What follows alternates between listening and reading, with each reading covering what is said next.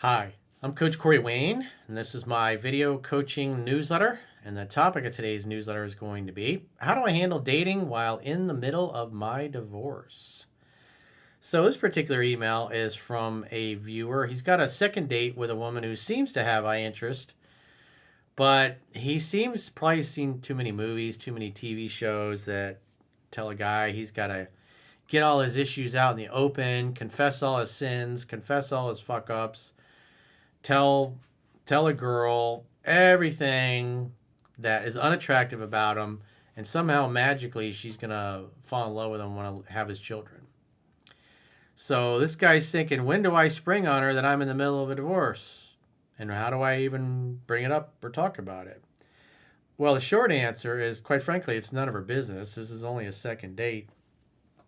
And if it does come up, you could just say, "Yeah, I'm divorcing or getting divorced." And if she says, "Well, why?"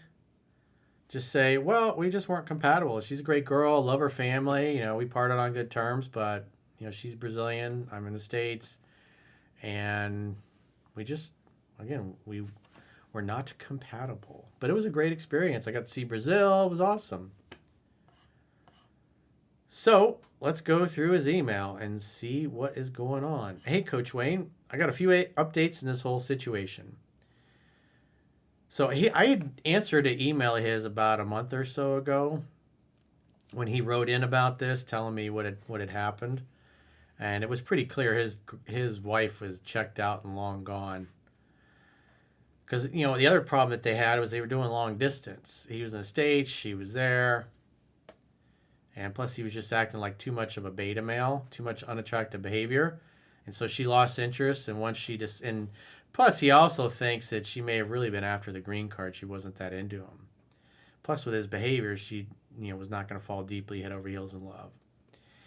He says, "I'm seeing other women, but when I say seeing other women, it means I'm going on a lot of first dates, around 2 to 3 a week. Women have filtered themselves out for multiple reasons. Some just ghost, which I'm not too butthurt about. One has said she's down for a second date. Then when I text to handle logistics, she hit me with, 'I need more communication in early stages of dating, so I won't be coming anymore.'" So it sounds like he's doing a lot of online dating. So I guess he didn't jump through his butt enough, and now she's mad. But again, this is why you follow the permutations that are in the book. So women that are going to get upset, women that are boss girl energy or too arrogant, and again, especially in the dating apps, women got all the leverage. So you're just going to have to go through a lot of these to find a good one. If you're a social guy, it's easy for you to meet women in person, you're just going to have much better results with that than trying to compete in online dating, unless, of course, you look like Brad Pitt. Another one leading up to a first date after logistics were set up told me it was weird how I didn't want to text at all. I did text her. She didn't reply to my text, and I just didn't chase her when she failed to reply. Again, this is why you do this. This is all part of the vetting process. Is she serious? Does she want to meet you? Is she really interested? So she claims he didn't want to text at all, but he texts her and she doesn't reply. Then she blames him for not texting. What does that sound like? It sounds like a fucking Fruit Loop. Or a girl that found somebody she liked better and just didn't want to go out with him. And of course, she blamed it on him. But again, if you're going to do online dating, you're just going to get a lot of that kind of flaky behavior. But if you don't mind it, it's another source of leads and it gives you plenty of cannon fodder to practice on. He says, and so on and so forth. All this to say there are some enjoyable dates, but I'm trying not to be needy and desperate. And it looks like I'm running into a few women who are put off by the fact. Well, what do I say? Easygoing, easy to get along with, and nice to you. Flexible. These women are flexible. And they weeded themselves out, and that's the whole purpose of why you follow what's in the book. So you don't waste your time. But again, if you're going to do online dating, you're going to encounter a lot of screwed up women. There's catfishing going on. You got hookers and sex workers on there. So again, you got to sort through a lot of garbage. And now you got AI coming online. I would imagine in the coming years, you're going to have instances where guys think they're talking to a girl and they're just talking to an AI that's been taught like and Andrew Tate would teach an AI. So it's just, man, it's just if you got a healthy social life, it's just things are going to be so much easier to meet women in person than trying to compete in the sewer. Because the other thing you got to remember, it's like most of the people who are on the dating apps are men anyways. So why go where you're outnumbered? Go to places. It's like you're gonna have better results going to a Pilates class that has nothing but women than trying to compete against a bunch of Chad Thundercocks that won the DNA gene pool lottery and are incredibly handsome.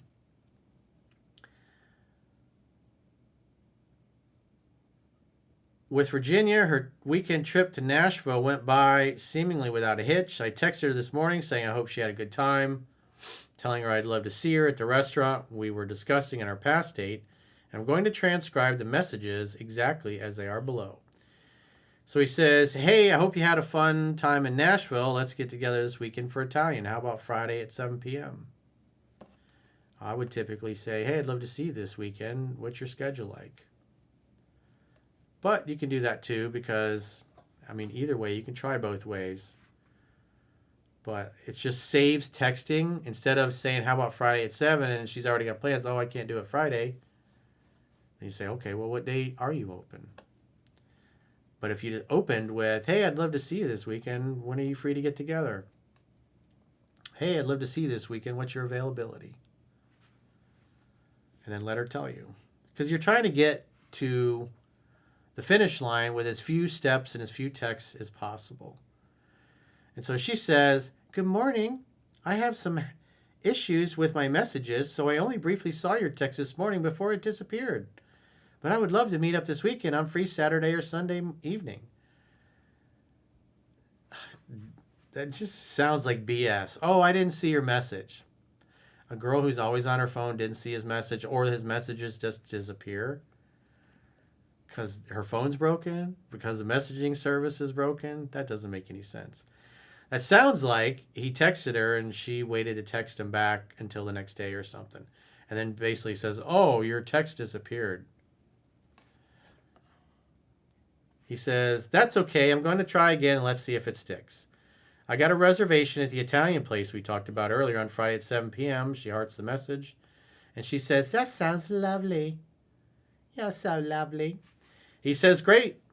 Do you want me to pick you up or would you rather meet me there? Well, instead of giving a choice, I would say, hey, what's your address? I'll come pick you up. And she says, would it really be out of your way? It looks like I'm only 11 minutes from there, but I'm not sure which direction you'd be coming. He says, it's not out of my way at all. I'd be happy to pick you up. It'd save you the Uber ride. She says, cool, that works for me. And he says, see you Friday. Well, I would have gotten her address because it doesn't sound like he has her address. And she says, do you like classical music? Specifically old Russian composers?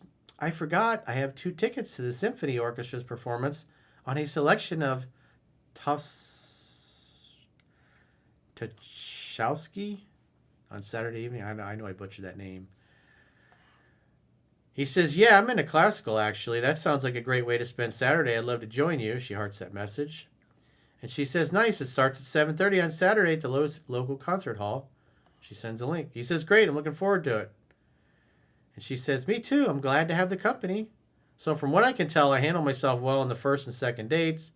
I was careful not to pursue. I was present and in the moment with decent conversation. And I made sure to kiss her on both dates. I even dropped her back at her house in the second. Okay, so he knows where she is then. Because he's been there. So if you've already been there, just say, hey, I'll pick you up at 7. Instead of, would you like me to pick you up or do you want to meet there? You want to control the controllables. My biggest issue is I don't know how to handle the ongoing divorce thing. It kills the momentum completely with this woman, then fine. I don't see how it would. It's all about how you handle it, how you answer it. And quite frankly, it's really none of her business. If she asks you, are you married before? Just say, I'm divorced. And if she really digs, just say, yeah, I was married to a girl in Brazil, but we just weren't compatible and just waiting for the paperwork to be finalized. And there's no reason to dwell on it. You don't have to confess your sins or tell her the whole story. It's it's not going to help you. It's not going to make you look more attractive. So whatever you say, have a positive spin on it, just like the book talks about. There are plenty of other women out there, a bust every 15 minutes. If I can move on from my wife leaving me, I can move on from a woman I haven't even slept with yet, deciding this is too much baggage for her. Again, I wouldn't be worrying about this at all. It'd be a non-issue. The only way it becomes an issue is if you make it an issue. And it looks like you're clearly worried and concerned about it. So if it's not a big deal to you, it won't be a big deal to her. You should explain it in a way that's just kind of very matter of fact with a positive spin. Oh, what happened? Why didn't it work out? We just weren't compatible. I mean, she's great. Or we parted on good terms. I was on good terms with our family. They love me, wished me well, and I wish them well. It was really nice, actually. I have plenty of friends that got divorced, and it was really nasty and contentious, but that's not us. I'm just happy to move on. And now I'm here with your cute face. And then change the subject. It's just that particular outcome would suck, and I would like to stack the deck in my favor as much as possible. Again, she's not your priest. You're interested in sex and romance, so she doesn't need to know all the details of your divorce. If you're in a nasty custody battle, she doesn't need to know that. As far as she's concerned, everything's handled. It's going great. You're divorcing on good terms. And then change the subject. It's not important. What I told her before was that I was in a 2.5-year relationship that recently ended, and I want to break this news in a way that feels like I wasn't lying, and that it's 100% done with my ex, and it's only paperwork at the moment in an uncontested divorce. Well, again, what you told her is enough. You don't need to elaborate it on anymore. Just say, your divorce hasn't gone through yet. Just say, we're just waiting for the paperwork. But again, I already told you what to say. It's like you're creating a mountain out of a molehill. This is really not an issue to be freaking out about. She revealed to me that her last relationship was 6 years, that she wasn't ready to move too fast, which worked out for me because I'm also not looking to jump headfirst into a full relationship. How would you handle this? Well, what is your job in the courtship, as the book says? It's to create an opportunity for sex to happen, to hang out, to have fun while you're hanging out. And when the signs are there, she's ready to be touched, ready to be kissed, ready to be seduced, to seduce her. Very simple. Create the opportunity for sex to happen. You're not there to confess all your sins and give her all the dirty laundry about your pending divorce. It's not important information. She doesn't need to know it. It's not going to help you look better or more attractive. So just tell her what she needed to know. You recently got out of a relationship. Yeah, you were married, but you're just waiting for the paperwork to come through. And you divorced on good terms. You're on good terms with her family. She's on good terms with yours. And you live happily ever after. We have our date this Friday, and I'd like to get this out in the open. No, don't bring it up. It's like, dude, you think you got to show up and confess your sins? It's ridiculous. You've been watching too many TV shows and too many movies that have brainwashed you. This is not important information. You want to be doing and saying things that are going to raise her attraction, which are all detailed in the book. And if you're new and you haven't read it, it's free to read at understandingrelationships.com. Just subscribe to the email newsletter. So I want to get this out in the open, so I'm not in a situation where things get sexual. She finds out and then blows up at me and ghosts me for being a liar. Again, there's no reason for you to be freaking out about this. This is absurd. It sounds like the excuse that you gave her initially, you just got out of a relationship, is enough. If she presses you on it, I was married, but we're getting a divorce. It was long distance. We weren't together for very long. We just realized we weren't compatible. Our family's great. We all got along, but her and I were just not compatible. I wish her the best. She's already dating somebody else, and it's at least I have a nice, clean divorce, not a contentious one. Because everybody knows people going through divorces that are really nasty and contentious.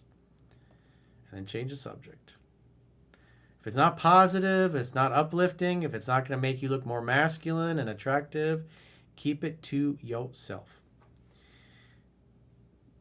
How would you handle this? We have our date for this Friday.